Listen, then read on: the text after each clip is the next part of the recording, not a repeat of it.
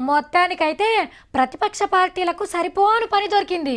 ఇప్పుడు ఏం మాట్లాడాలా, ఏం చేయాలా అని తొక్కులాడుతున్న వాళ్ళకు పెద్ద నోట్ల రద్దు తొవ్వ చూపించినట్టయింది. నిన్న మొన్నటి దాకా ఎవరికి దోచినట్టాలు ధర్నాలు నిరసనలు చేసిండ్రు. కానీ ఇప్పుడు పవర్ల లేని పార్టీలన్నీ అలై బలైతోని ముంగట్టుకోతున్నాయి. గల్లీ నుంచి ఢిల్లీ దాకా నోట్ల ముచ్చట్నే. మోడీ సర్కార్ తప్పు చేసిందని ప్రతిపక్షాలు ఒక్కటైతున్నాయి.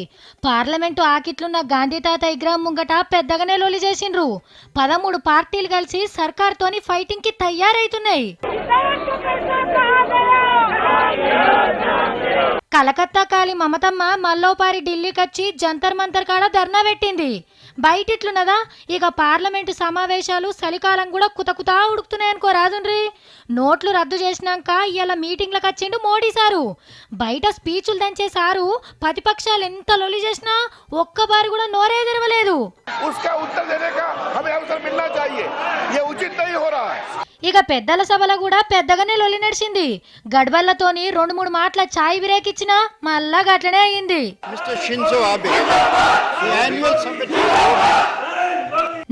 నడిమిట్ల పువ్వు గుర్తోలు కూడా గట్టిగానే అరుచుకుంటున్నారు. మొత్తానికైతే చలికాలం సమావేశాలు గరం మిన్నే నడుస్తున్నాయి.